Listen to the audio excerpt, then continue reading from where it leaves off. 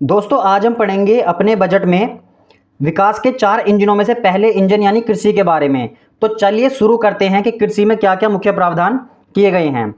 तो देखिए सबसे मुख्य प्रावधान है प्रधानमंत्री धन धान्य कृषि योजना, यानी 2025-26 के बजट में एक नई योजना का प्रारंभ किया जा रहा है जो कि है प्रधानमंत्री धन धान्य कृषि योजना।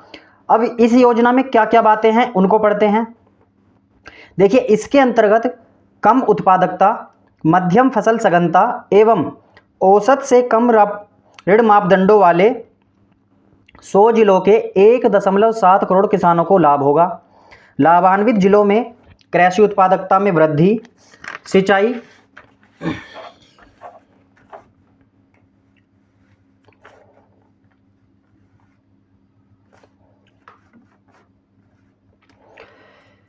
सुविधाओं एवं पंचायत व ब्लॉक स्तर पर कटाई पश्चात भंडारण क्षमता में विस्तार किया जाएगा।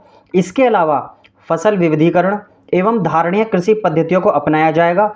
उक्त जिलों में दीर्घ एवं अल्पकालीन ऋण उपलब्धता को सुगम बनाया जाएगा।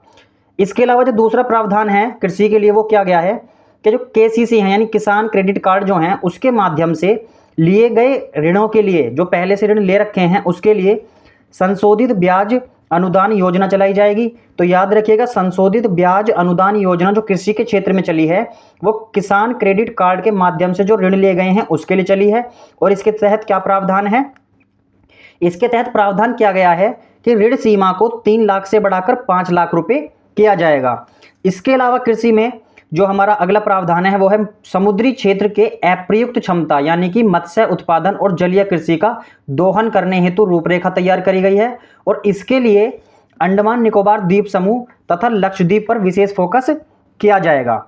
इसके अलावा जो कि हम पहले ही बता चुके हैं मखाना बोर्ड जो है उसकी स्थापना बिहार में की जानी है। और उसका काम क्या होगा, मखाना बोर्ड जिसकी स्थापना बिहार में होगी इसका मुख्य काम होगा उत्पादन, प्रसंस्करण, मूल्य संवर्धन एवं विपणन में सुधार करना।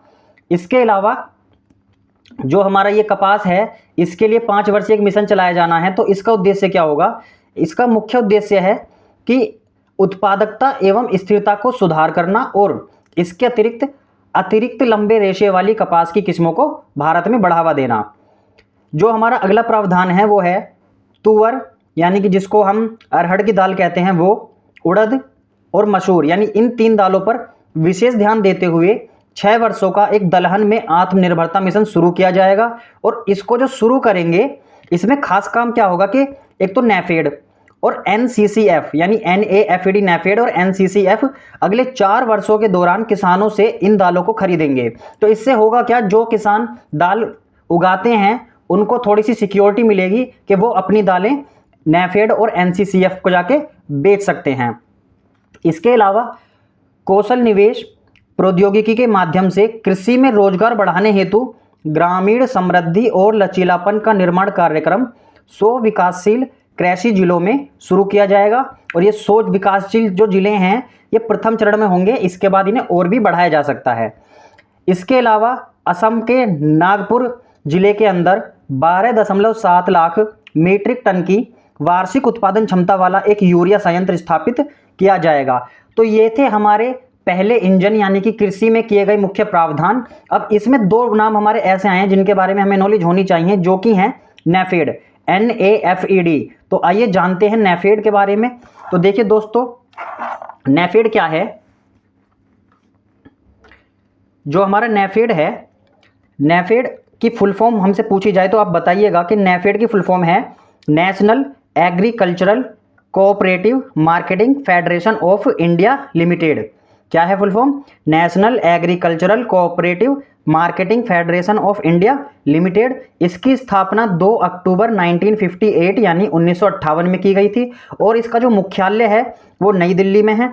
और ये किस मंत्रालय के अंतर्गत आता है, ये आता है कृषि एवं किसान कल्याण मंत्रालय के अंतर्गत यानी कि ministry of agriculture and farmers welfare के अंतर्गत। इसके जो चेयरमैन हैं वो हैं जेठाभाई अहीर।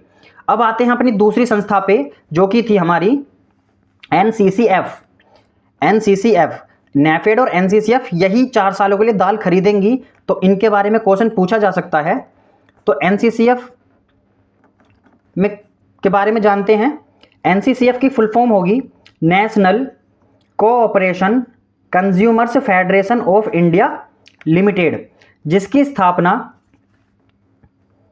16 अक्टूबर 1965 को यानी कि 1965 में की गई है। इसके अध्यक्ष हैं विशाल सिंह जी, और ये जो है इसका हेडक्वार्टर यानी कि मुख्यालय होगा नई दिल्ली के अंदर। इसके अलावा ये जो फेडरेशन है, ये जो कंपनी है, ये किसके अंतर्गत आती है? ये आती है राष्ट्रीय सहकारी उपभोक्ता महासंघ के अंतर्गत, और जो इसका मंत्रालय है वो है उपभोक्ता मामलों का मंत्रालय। तो एनसीसीएफ को हिंदी में कहेंगे राष्ट्रीय सहकारी उपभोक्ता महासंघ यानी कि national cooperative consumer federation of India limited, जिसकी स्थापना 16 अक्टूबर 1965 को हुई है, और इसके अध्यक्ष हैं विशाल सिंह।